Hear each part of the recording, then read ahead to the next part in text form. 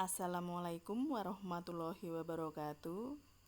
Selamat datang di channel Nori Purwanasari. Dalam video kali ini saya akan menjelaskan materi jenis paragraf. Jenis paragraf yang akan saya jelaskan dalam materi kali ini adalah jenis paragraf berdasarkan letak atau posisi kalimat utama. Nah, jenis paragraf berdasarkan letak atau posisi kalimat utama ini terbagi menjadi 5 jenis. Yang pertama deduktif, kemudian induktif, campuran, ineratif, dan deskriptif. Kita bahas satu persatu. Yang pertama adalah jenis paragraf deduktif. Nah, jenis paragraf deduktif ini adalah paragraf yang letak kalimat utamanya ada di awal paragraf, ya, jadi di bagian depan sendiri. Nah, kalian bisa lihat pada contoh paragraf yang saya sajikan. Dalam paragraf ini ada kalimat pertama yang saya cetak merah. Manfaat daun kelor bagi kesehatan tidak perlu diragukan lagi. Nah, kalimat yang bercetak merah ini adalah kalimat utama dalam paragraf ini. Jadi kalimat kedua, kalimat ketiga, keempat, dan seterusnya ini merupakan kalimat penjelas. Jadi jelas sekali ya bahwa dalam paragraf ini kalimat utamanya ada di awal paragraf, sehingga paragraf ini adalah paragraf deduktif. Kita lanjutkan. Berikutnya adalah paragraf induktif. Nah, ini kebalikan dari paragraf deduktif ya sebenarnya. Jadi paragraf induktif ini adalah paragraf yang kalimat utamanya terletak di akhir. Kalau deduktif tadi kan di awal. Nah, sekarang induktif ini yang di akhir. Kalian bisa lihat dalam contoh yang saya sajikan ya, seperti biasa. Jadi kalimat utama dalam paragraf ini adalah yang saya cetak merah. Jadi kalimat 1, 2, 3, dan seterusnya ini ya yang saya cetak hitam, ini adalah kalimat penjelas. Kemudian diakhiri oleh kalimat utama. Tidak perlu diragukan lagi bahwa daun kelor memiliki banyak manfaat bagi kesehatan. Nah, ini adalah kalimat utamanya. Jadi paragraf ini adalah paragraf induktif karena kalimat utamanya ada di akhir paragraf. Nah, sekarang kita lanjutkan ke jenis paragraf berikutnya, yaitu paragraf campuran. Nah, kalau deduktif itu di awal, induktif di akhir. Kalau campuran ini di awal dan akhir. Jadi paragraf jenis campuran adalah paragraf yang kalimat utamanya muncul di awal paragraf dan juga muncul di akhir paragraf. Teman-teman bisa cermati dalam contoh yang saya sajikan. Jadi ini paragraf yang saya jadikan contoh sebenarnya isinya sama ya. Hanya saja disajikan tadi dengan cara deduktif, kemudian induktif. Nah, yang sekarang disajikan dengan cara atau dengan jenis yang campuran. Teman-teman perhatikan, ini ada kalimat pertama yang saya cetak merah dan di akhir ada lagi kalimat yang bercetak merah. Ya. Jadi kalimat yang bercetak merah ini adalah kalimat utama. Ya, kalimat utama. Dicermati silahkan ya. Ini ada manfaat daun kelor bagi kesehatan tidak perlu diragukan lagi. Kemudian tanaman ini memang sudah lama dikenal sebagai tanaman herbal yang baik untuk menjaga tekanan darah hingga mencegah kanker. Dan seterusnya kalimat yang saya cetak hitam ini adalah penjelas. Kemudian ada kalimat terakhir, tak dapat dipungkiri. Daun kelor memang memiliki banyak manfaat bagi kesehatan. Nah, ini kalimat yang terakhir, ini juga kalimat utama. Ya, kalau kalian cermati, kalimat yang pertama dengan kalimat yang terakhir ini sebenarnya hakikat isinya sama, ya.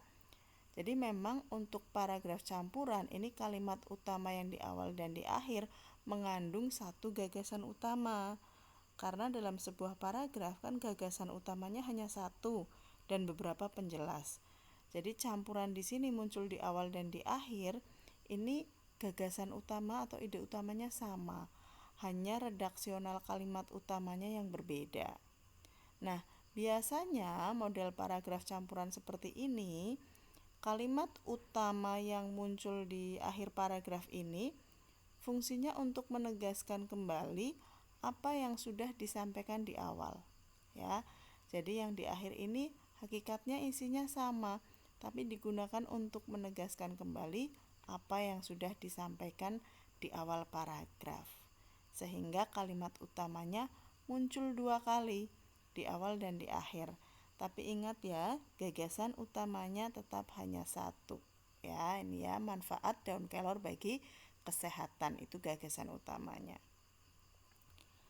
Oke, kita lanjutkan jenis paragraf berikutnya, yaitu jenis paragraf ineratif, ya. Kalau campuran itu ada di awal dan di akhir. Nah, sekarang kalau ineratif itu paragraf yang kalimat utamanya munculnya di tengah paragraf. Jadi paragraf ini diawali oleh kalimat penjelas, kalimat penjelas, kalimat penjelas. Kemudian ada kalimat utama di tengah paragraf dan diakhiri oleh kalimat penjelas lagi.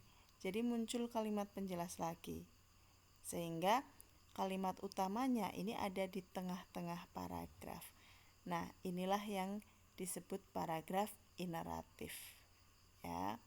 Seperti yang contoh yang saya sajikan ini. Jadi manfaat daun kelor bagi kesehatan tidak perlu diragukan lagi. Ini posisinya di tengah. Kemudian diikuti oleh penjelas lagi. Baru paragraf itu berakhir atau paragraf itu selesai. Oke, ini ineratif. Kita lanjutkan jenis paragraf yang terakhir, yaitu paragraf deskriptif. Nah, kalau tadi deduktif di awal, induktif di akhir, kemudian campuran awal akhir, ineratif itu yang di tengah. Nah, sekarang deskriptif adalah paragraf yang kalimat utamanya ini tersirat di seluruh kalimat dalam paragraf itu. Sehingga disebut juga paragraf yang kalimat utama atau gagasan utamanya ini berada menyeluruh di isi paragraf. Mulai kalimat 1 sampai kalimat terakhir di paragraf itu mengandung gagasan utama. Jadi tersirat, kalimat utamanya tersirat, tidak tersurat. Kalau yang deduktif, induktif, campuran dan ineratif itu kan tersirat semua. Saya beri blok warna merah ya. Nah, tetapi paragraf yang deskriptif ini tersirat. Ya, jadi hanya tersirat saja. Kalau yang 4 tersurat, yang ini yang terakhir yang deskriptif tersirat. Makanya tidak ada bagian yang saya beri cetak merah. Nih ya, contohnya tanaman kelor memiliki ketinggian 7 sampai 11 meter, berbatang kayu dan seterusnya ya.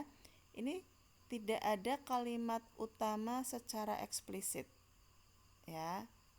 Jadi kalimat utamanya tersirat atau implisit. Tapi kalau kita cermati, kita baca secara detail mulai kalimat awal sampai akhir, kita bisa menyimpulkan bahwa gagasan utama dari paragraf ini adalah ciri-ciri tanaman kelor. Maka sebenarnya kita bisa membuat kalimat utama dalam paragraf ini, tanaman kelor memiliki banyak ciri-ciri yang bisa diamati secara langsung. Nah, tetapi kalimat utama ini tidak muncul secara eksplisit, ya, hanya tersirat saja. Maka tersirat di mana ini? Di kalimat 1, di kalimat 2, kalimat 3 dan seterusnya. Semua menyiratkan ciri-ciri tanaman kelor. Nah, inilah yang dimaksud dengan paragraf deskriptif, ya. Oke, untuk penjelasan jenis paragraf berdasarkan letak atau posisi gagasan utamanya sudah selesai ya. Kita jumpa lagi dalam video-video lain untuk materi-materi yang berbeda. Semoga apa yang saya sampaikan bermanfaat. Sampai jumpa. Wassalamualaikum warahmatullahi wabarakatuh.